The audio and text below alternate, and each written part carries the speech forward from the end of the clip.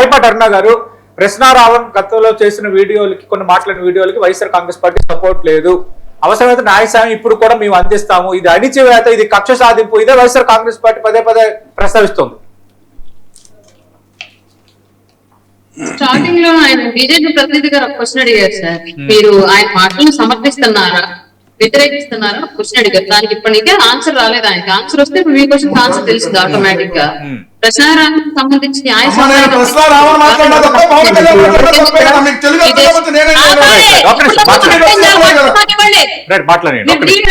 స్టూడియోకి వచ్చి మాట్లాడుతుంటే మీరు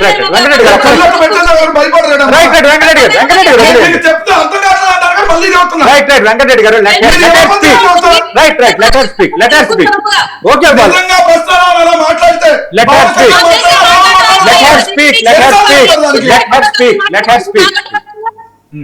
మాట్లాడండి.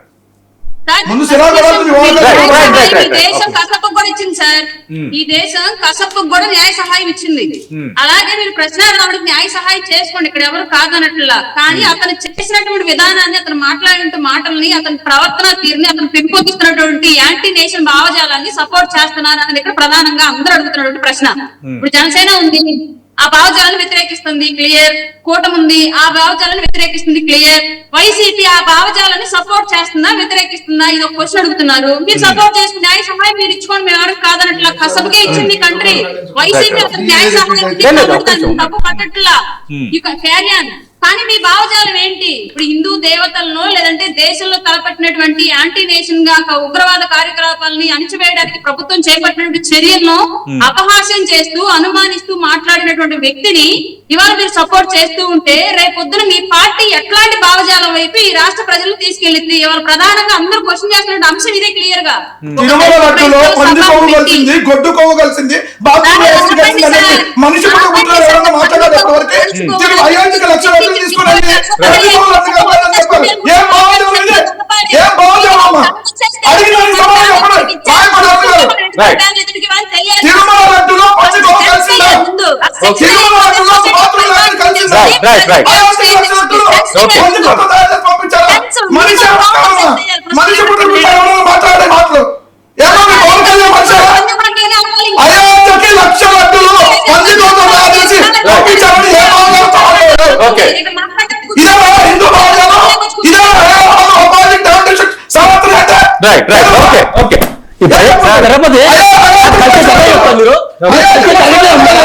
వెంకటరెడ్డి గారు మీరు కత్తి జరగలేదు లడ్డు కత్తి జరగలేదా చూపించండి. మరి అసలు ఆవులు లేకుండా పాలలు వచ్చేసి ఆవులు లేకుండా పాలలు వచ్చాయి, ఆవులు లేకుండా పాలలు వచ్చాయి, ఆవులు లేకుండా పాలలు వచ్చాయి, ఆవులు లేకుండా పాలలు వచ్చాయి, ఆవులు లేకుండా పాలలు వచ్చాయి. ఎవరు చెప్పారు మీకు? మా ఇంట్లో మా సంగతి వస్తాం, మా ఇంట్లో మా ఇంట్లో పాలు పోయినావు, మరి మీ ఇంట్లో పోయావు, మీరు పెట్టారు తిన్న మరి మేము చేసుకున్న పాపం సార్, చేసుకున్న పాపం. మీరు స్టూడియోలో ఉన్నారు, మీరు స్టూడియోలో ఉన్నారు,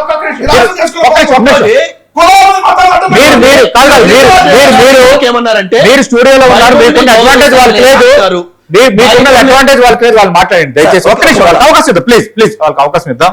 వెంకటేష్ గారు ఇక్కడ సరే రాజకీయంగా ఒకరిపై ఒకరు ఆరోపణలు ప్రశ్నలు సంధిస్తున్నారు, ఒకరు తప్పుగా మాట్లాడారని, కొందరు తప్పుగా మాట్లాడలేదని, న్యాయసాయం అందిస్తామని, ఉపా చట్టం పెట్టడానికి అర్హత ఉందని, అర్హత లేదని నీకు అంత జరుగుతుంది. నేను అడుగుతున్న స్ట్రైట్ క్వశ్చన్ ఏంటంటే, సరే వ్యక్తుల సమస్య లేదంటే కొన్ని పార్టీల మధ్య సమస్య, ఒక వ్యవస్థల మధ్య సమస్యగా మార్చడాన్ని మీరు ఖండిస్తారా ఖండించరా? ఇక్కడ ఏదో ఒక ఇష్యూ జరిగింది కాబట్టి రాష్ట్రంలో ప్రజలందరూ కొట్టుకోవాలా, రాష్ట్రంలో వర్గాలుగా విడిపోయి ఒకరిపై ఒకరు సోషల్ మీడియాలో దుష్ప్రచారాలు చేసుకోవాలా? ఇది ఎక్కడి వరకు వెళ్తుంది? మతాల మధ్య విద్వేషం, కులాల మధ్య విద్వేషం, ఫైనల్ గా నష్టపోయేది ఎవరు? మన అందరమే కదా. ఖచ్చితంగా నాయకులు ఏ పార్టీ వారైనా కానీ కొంత బాధ్యత ఎరిగి మాట్లాడాల్సినటువంటి పరిస్థితి ఉంది. నేను ముఖ్యంగా ఈ డిబేట్ లో విజయ్ కిరణ్ అన్నకి చాలా ధన్యవాదాలు చెప్పదలుచుకున్నా. ఎందుకంటే తెలుగుదేశం పార్టీ నుంచి ఒక గొప్ప స్టేట్మెంట్ ఇచ్చారు. ఏమని? మేము భగవద్గీతని కానివ్వండి, బైబిల్ని కానివ్వండి, ఖురాన్ని కానివ్వండి, లేదా మరే మతాన్నైనా కానివ్వండి, మత గ్రంథాన్ని కూడా మేము గౌరవిస్తాం. ఈ రాజ్యాంగాన్ని గౌరవించినట్లే మత గ్రంథాలను కూడా మేము గౌరవిస్తాం, మాకు ఏ మతము ఎక్కువ కాదు, ఏ మతము తక్కువ కాదు అని చెప్పేసి అని కుండబద్దలు కొట్టేశాడు. అయితే బ్రిటిష్ వాడి దగ్గర నుంచి వచ్చింది బైబిల్, దాన్ని ఎంతవరకు గౌరవించాలో అంతవరకే గౌరవిస్తాం, ఎంతవరకు తీసుకోవాలో అంతవరకే తీసుకుంటాం అంటే ఈ దేశంలో కొంతమంది కోట్లాది మంది క్రైస్తవులు ఉన్నారు. వారి యొక్క మత గ్రంథాన్ని కానివ్వండి, వారి యొక్క మతానికి సంబంధించినటువంటి భగవంతుడిగా ఫీల్ అయ్యేటువంటి ఒక వ్యక్తులను కానివ్వండి, దేవుళ్ళ కానివ్వండి కించపరిస్తే మనం సరైన సమయంలో సరైన చట్టాలను ఉపయోగించి సరైన చర్యలు తీసుకున్నట్లయితే ప్రశ్నారావణ లాంటి వాళ్ళు లేకపోతే మరొకళ్ళు మత ప్రస్తావన తెచ్చేవారు కాదు. ఈరోజు కేంద్ర ప్రభుత్వంలో ఉన్నటువంటి బీజేపీ ప్రభుత్వం సనాతన ధర్మం గురించి, దాని యొక్క ఔన్నత్యం గురించి, సనాతన ధర్మం మళ్ళీ అమలు పరచాలి, ఎప్పుడో కనుమరుగైపోతున్నటువంటి సనాతన ధర్మాన్ని పరిరక్షించుకోవాల్సినటువంటి పరిస్థితి. ప్రతి మతం వాడు మన ఇంటి ముందుకు వచ్చి మనల్ని వారి మతంలోకి లాక్కెళ్ళిపోతున్నారని చెప్పి బాధపడుతున్నారు కదా. సనాతన ధర్మ పరిరక్షణ బోర్డు ఏర్పాటు చేయడం 24 గంటల సమయం పట్టదు ఈ ప్రభుత్వానికి. కానీ ఎందుకు చేయదు అని అంటే రాజకీయ అవసరాలు. మరి పక్క దేశం నుంచి బ్రిటిష్ వాడి దగ్గర నుంచి మనం అద్దెకు తెచ్చుకున్న బైబిల్ అని చెప్తున్నారు కదా. మీరు బైబిల్ని ఈ దేశం నుంచి ఖండించండి, బైబిల్ని తీసేయండి, లేదా భారత రాజ్యాంగాన్ని మీరు సవరణ చేయండి. ఖచ్చితంగా మీ చేతిలో ఆ అధికారం ఉంది కదా. ఈ రోజు భారత రాజ్యాంగాన్ని ఏదైనా చేయగలిగే అధికారం మీ దగ్గర ఉంది. మరి మీరు చేసినట్లయితే బైబిల్ని పూర్తిగా నిర్వీర్యం అయిపోతుంది ఈ దేశంలో. అప్పుడు ఆ రాధా మనోహర్ దాస్ లాంటి వాళ్ళు అవాకులు చవాకులు పేలిన ఎవరు మాట్లాడే పరిస్థితి ఉండదు. వాడు అలా మాట్లాడాడు కాబట్టి మనం ఇలా మాట్లాడితే బాగుంటుందా, వాళ్ళు ఇలా మాట్లాడితే ఏమవుతుంది అన్నప్పుడు మనం ఆ వీడియోలు మాత్రమే చూపించి ప్రజలకి ఇలా మాట్లాడటం తప్పు కదా రావణ్ అని అంటే అది తప్పు. ఖచ్చితంగా రాధా మనోహర్ దాస్ చేసినటువంటి వ్యాఖ్యల్ని మీరు భారతీయ జనతా పార్టీకి సంబంధించిన వారు భుజానేసుకుంటున్నారా, ఈ విషయాన్ని చెప్పాలి. ఈ డిబేట్ వేదికగా ఎస్ రాధా మనోహర్ దాస్ అనే వ్యక్తి చేసినటువంటి చర్యలు ఏవైతే ఉన్నాయో శబాష్, దీన్ని మేము భారతీయ జనతా పార్టీ తరఫున మేము ఖచ్చితంగా అభినందిస్తున్నాం, దీన్ని మేము పెంచి పోషిస్తాం అని చెప్పండి. అప్పుడు ప్రశ్నారావణ లాంటి వాడు మాట్లాడి ఇంకా మీ బీజేపీ ప్రభుత్వం ఉన్న నాళ్ళు, భారతీయ జనతా పార్టీ అధికారం చేసిన నాళ్ళు ప్రశ్నలు ఉండవు, జవాబులు ఉండవు. మీరు ముందు చేసినటువంటి ఒక తప్పు చేసినటువంటి వ్యక్తిని శిక్షించకుండా తర్వాత చేసినటువంటి ఒక వ్యక్తిని శిక్షిస్తాము అని అంటే ఏంటి ద్వంద్వ వైఖరి? దానికోసం కాదండి, అతను హిడ్మాకి సంబంధించిన అంశం నీ దాకా వస్తా ఒక్క నిమిషం. ముందు ఆయన చెప్పినటువంటి క్రిస్టియానిటీకి సంబంధించి అద్దెకి తెచ్చుకున్నాం కదా మనం బ్రిటిష్ వాళ్ళ దగ్గర నుంచి. ఈ రోజు ప్రతి ఎస్సీ ఎస్టీ సోదరులందరూ ఇంట్లో పవిత్ర గ్రంథంగా పెట్టుకుని పూజిస్తున్నారు కదా, దాన్ని అద్దెకి తెచ్చుకున్న గ్రంథం అంటున్నారు కదా. మా మత విశ్వాసాలని దెబ్బ కొడుతున్నారని వాళ్ళు గగ్గోలు పెడుతున్నారు కదా, దాని గురించి చెప్తున్నా. మనం పరమత సహనం అని చెప్పేసి అని భారత రాజ్యాంగంలో చేసుకున్నాం కదా. మీరు చెప్పారు కదా తెలుగుదేశం పార్టీ తరపు నుంచి మేము బైబిల్కి ఎంత ప్రయారిటీ ఇస్తామో భగవద్గీత కూడా అంతే ప్రయారిటీ ఇస్తామని. ఈ దేశాన్ని, ఈ దేశంలో ఉన్నటువంటి హిందువుల్ని, ముస్లింల్ని, పార్సీల్ని, జైనుల్ని, బౌద్ధుల్ని అందరినీ కూడా పరిపాలించేటువంటి హక్కుని భారతదేశ ప్రభుత్వానికి, అది ఏ ప్రభుత్వం అయినా కానీ, భారతీయ జనతా పార్టీ ఏమనివ్వండి, యూపీఏ ఏమనివ్వండి, మరొక పార్టీ ఏమనివ్వండి, కాంగ్రెస్ పార్టీ ఏమనివ్వండి, వాళ్ళ చేతుల్లో పెడతాం కదా. వాళ్ళందరినీ మమ్మల్ని కన్న తండ్రి లాగా చూసుకుంటాడనే కదా. మాకు హిందూ మతం అయితేనేమో పెద్ద కొడుకు, లేకపోతే కుడి చెయ్య, లేకపోతే మిగతా ప్రభుత్వాలు, లేకపోతే మిగతా పార్టీలు అయితే, లేకపోతే మిగతా వ్యవహారాలు అయితే ఎడం చెయ్య అంటే కరెక్ట్ కాదు కదా. అందరి పరమత సహనం ఉండాలి కదా. అద్దెకి తెచ్చుకున్నటువంటి ఒక క్రిస్టియానిటీకి సంబంధించినటువంటి ఒక బైబిల్ గ్రంథాన్ని అని చెప్పేసి అని మీరు సంబోధిస్తున్నారు కదా, దాన్ని నిషేధించండి భారతదేశంలో అని చెప్పేసి అని అడుగుతున్నా. భారతీయ జనతా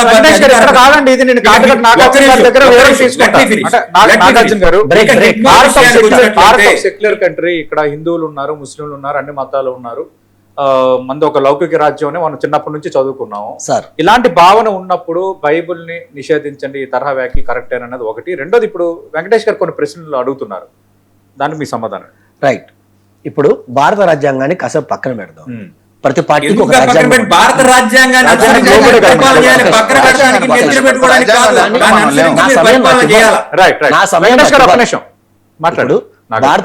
కాసేపు పక్కన పెడదాం. ఇప్పుడు ప్రతి పార్టీ ఒక రాజ్యాంగం ఉంటుంది. ఇప్పుడు వైసీపీ ఒక రాజ్యాంగం ఉంటుంది, తెలుగుదేశం పార్టీకి రాజ్యాంగం ఉంటుంది. అంటే మన పార్టీ మన తయారు చేసేటప్పుడే మనం ఏంటి అని మొత్తం రాసుకుంటాం. Okay. అలాగే మా పార్టీ రాజ్యాంగంలో మేము క్లారిటీగా చెప్పను, ప్రతి మతాన్ని ప్రతి ఒక్కరిని బాగా చూసుకుంటాం అని చెప్పి మేము రాసినాం.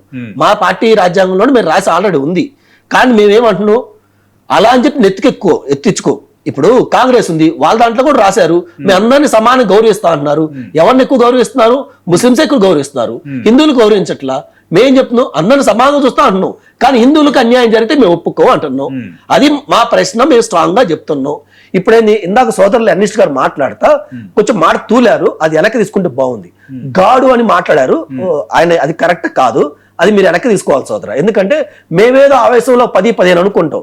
మీరు ఒక అనలిస్ట్ గా, ఒక గౌరవ లాయర్ గా మీరు అలాంటి మాటలు మాట్లాడకూడదు. అలాంటి మాటలు మాట్లాడటం కూడా కరెక్ట్ కాదు ఒక లాయర్ అయ్యండి. నెక్స్ట్ ఇంకో క్వశ్చన్ ఏమిటి సార్ సింగల్ వెంకటేష్ గారు? అదే బైబిల్ కి సంబంధించి ఆ విధంగా మాట్లాడడం కరెక్టేనా? ఇప్పుడు రాధా మనోహర్ దాసు అలా ఎందుకు మాట్లాడారు? ఇంకోటి ఏం మాట్లాడారంటే భారతీయ జనతా పార్టీ రాజకీయం గుర్తుకు వచ్చినప్పుడు ఇలాంటి సమస్యలు గుర్తొస్తాయి అన్నారు. సార్ మీరు 30 మంది ఇలాంటి వాళ్ళు 100 సార్లు చెప్పారు మేము ఆర్టికల్ కాశ్మీర్ రద్దు చేస్తామని చెప్పినాం, మేము రద్దు చేసాం. రామ మందిరం కడతా అని చెప్పి మేము కడతాం. ఇలా మా మేనిఫెస్టోలు ఎన్ని పెట్టుకుని అన్ని 1 by 1 చేసుకుంటూ వచ్చినాం. నెక్స్ట్ రాధా మనోహర్ దాస్ ఎందుకు అంత బాధగా మాట్లాడిందంటే ఆయనకి కూడా మనం అర్థం చేసుకోవాలి. హిందువులకు ఉంది ఒకటే ఒక కంట్రీ, ఆ కంట్రీని 3 ముక్కలు చేశారు. పాకిస్తాన్ కు ఒకరికి ఇచ్చారు, బంగ్లాదేశ్ కు ఒకళ్ళు ఇచ్చారు, మనం ఒకళ్ళు మిగిలిన. మనం కూడా నిన్న కాక మనం చూస్తే అతను బ్రదర్ సంథింగ్ ఎవరో ఉన్నారు, క్రిస్టియన్ పాస్టర్ కొంతమంది ఉన్నారు. ఏది గుంటూరు మన క్రిస్టియన్స్ ఉన్నారు, విజయవాడ మన క్రిస్టియన్, తూర్పు గోదావరి మన క్రిస్టియన్, పశ్చిమ గోదావరి క్రిస్టియన్. అసలు ఇది క్రిస్టియన్ రాజ్యం, మనల్ని కిరగొట్టి ఒక క్రిస్టియన్ మొత్తం ఒక రాజ్యం ఇచ్చేసేయాలి, ఒక దేశం ఇచ్చేసేయాలి మాట్లాడతారు కదా. ఆ బాధలో ఆయన చెప్తున్నారు, అరే హిందువులు ఉన్న దేశంలో హిందువులు ఈ రోజు కరుమైపోతున్నారు, కౌంట్ చేసుకోవడానికి దొరకట్లా. ఇందాక మా సోదరు కూడా చెప్తున్నారు, ప్రతి ఎస్సీ ఎస్టీ బీసీలు మొత్తం క్రిస్టియన్స్ లోకి వెళ్ళిపోతున్నారంటే అంటే మీరు కన్వర్షన్ ఎంకరేజ్ చేస్తున్నారు కదా. ఆ బాధతో ఒక 4 మాటలు మాట్లాడారు, దాని తప్పేంటి? ఆయన మాట్లాడారు, మీరు బైబిల్ చదివారా? మీరు బైబిల్ చదివారా?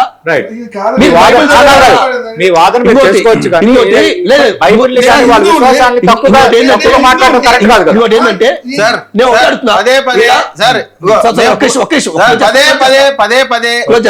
ఇక్కడ బైబుల్నో లేదా ఇంకో మత గ్రంథానికి సంబంధించిన అంశం కాదు. ఏ మత గ్రంథాన్ని కూడా పదే అవమానించకూడదు. ఎందుకని ఈ పరిస్థితి వాళ్ళ ఆంధ్రప్రదేశ్ రాష్ట్రంలో మతాలకు సంబంధించినటువంటి అంశంలో ఎందుకు ఈ విధంగా జరుగుతుందంటే చాలా వెంకటరెడ్డి గారు రాధా మనోహర్ దాస్ వల్ల మళ్ళీ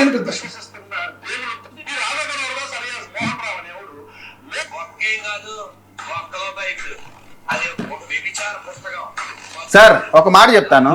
ఏ ఒక రావణం లేకపోతే ఇతని పేరేంటి రాధా మనోహర్ దాసు, ఇటువంటి విచిత్రమైన పారాసైట్స్ సార్, అటువంటి పారాసైట్స్ చాలా మంది ఉంటారు. చెప్తానండి అన్ని వాళ్ళు సార్ ఒకటి ఏ మత గ్రంథాన్ని అవమానించినా సరే వాళ్ళు మేము వ్యతిరేకిస్తాం, 100% వ్యతిరేకిస్తాం. ఒకటి రెండోది ఇవాళ ఇక్కడ జరిగే సమస్యలు సార్, ఒకటి వీళ్ళ భావజాలం. అట్లాగే ఆ గుడికి వచ్చే లాస్ ఏమీ లేదు. 10 కేజీలు వెండి ఎత్తుకుపోతే 6 లక్షలు 7 లక్షల రూపాయలు, దాంట్లో మిల్లు కట్టేది లేదు, మిద్దులు కట్టేది లేదు. అంతర్వేదిలో 1 కోటి రూపాయలు రథాన్ని తగలబెడితే ప్రభుత్వం రథం చేస్తుంది, దానివల్ల దేవుడికి పోయేది ఏమి లేదు. సార్ ఇది ఎందుకని ఈ విధంగా కొంతమంది హిందువులు ఎక్స్ట్రీమిస్ట్ గా మాట్లాడుతా ఉన్నారంటే, వీళ్ళు ఇది కొడాలి నాని మాట్లాడిన మాటలు మీరు సమర్థిస్తున్నారా? కొడాలి నాని మాట్లాడే మాటలు హిందూ సమాజాన్ని అవమానించటమా కాదా? అది కూడా వినిపించాల్సింది. పదే ఒక రాధా మనోహర్ దాసే మొత్తం భారతదేశంలో హిందువులు అందరికీ లేరా?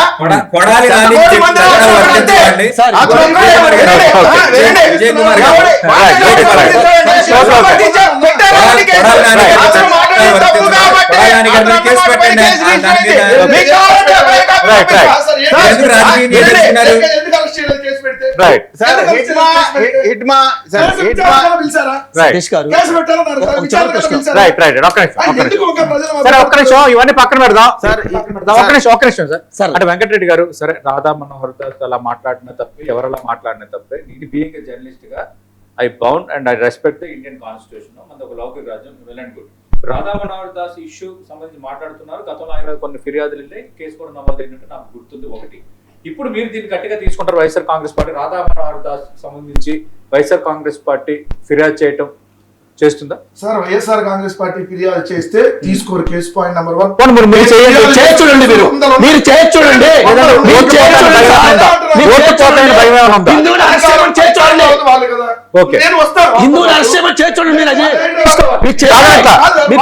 వాళ్ళు చర్య తీసుకోవాలి. నేను ఎవరైతే ఆయన మీద కేసు పెట్టడానికి రెడీగా ఉన్నారో వాళ్ళు తీసుకొని వస్తా. ఓకే, ఎందుకంటే మీరు బాధ్యత కలిగిన వైఎస్ఆర్ కాంగ్రెస్ పార్టీకి మీరు ఫిర్యాదు ఇస్తారా? చెప్పాను, రావణ్ మాట్లాడినా, శ్రవణ్ మాట్లాడినా, పవన్ మాట్లాడినా, లేదంటే ఇంకో వెంకటరెడ్డి మాట్లాడినా, అన్న మాట్లాడినా, ఇంకో అన్న మాట్లాడినా, ఎవరు మాట్లాడినా తప్పే అన్న. బట్ ఒకరికి ఒక రూలు, ఇంకొకరికి ఒక రూలు, వాళ్ళని ఎన్ని మాట్లాడినా ఇప్పుడు 140 కోట్ల హిందువుల భక్తుల మనోభావాల్ని ముఖ్యమంత్రి, ఉప ముఖ్యమంత్రి దెబ్బతీస్తే మరి రావణ్ కూడా కేసులు పెట్టాలి కదా. అందుకు కలిసిందా అండి? బాత్రూమ్ యాసిడ్ కలిసిందా లడ్డులో? లక్షల లడ్లు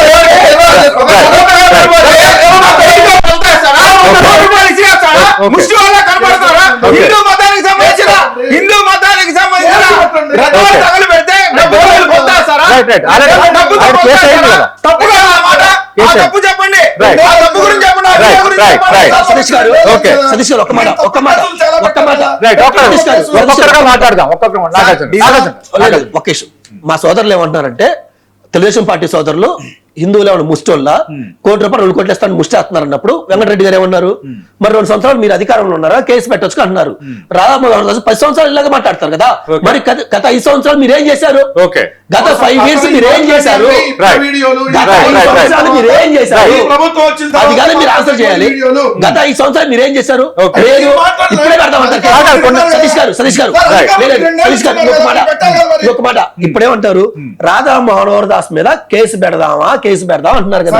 నేనేమంటాను, సరే మాకు రాధా మనోహర్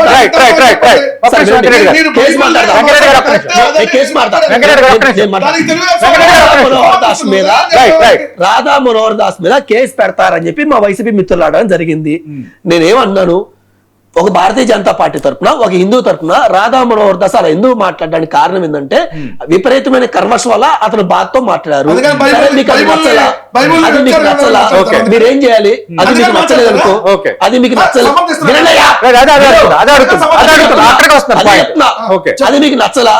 మీకు 11 మంది ఎమ్మెల్యేలు ఉన్నారు కదా జగన్మోహన్ రెడ్డితో కలిపి, ఒక 3 ఎంపీలు ఉన్నారు కదా, ఎవరో ఒకరు రాండి నాతో పాటు. మీరు కూటమి తరఫున దాంట్లో కేసు పెట్టండి, తీసుకుంటానే తర్వాత మాట్లాడుకుందాం. మీరు కేసు పెట్టండి. 11 మంది ఎమ్మెల్యేలు, 3 ఎంపీలు పెట్టండి. వైసీపీ అఫీషియల్ కేసు పెట్టండి. కావాలి పెట్టండి. అరెస్ట్ అవుతాడా లేదన్నది తేలుతుంది. కేసు పెట్టారా లేదన్నది వాళ్ళ సవాలు.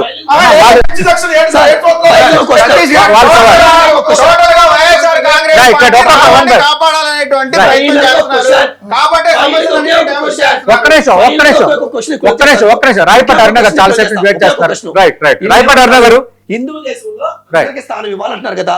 జెరూసలేంలో తిరుమల తిరుపతి దేవస్థానం టెంపుల్ కడతా, మీరు పర్మిషన్ ఇప్పిస్తారా? మీ అన్నయ్య కదా, మీరు డిమాండ్ చేయండి.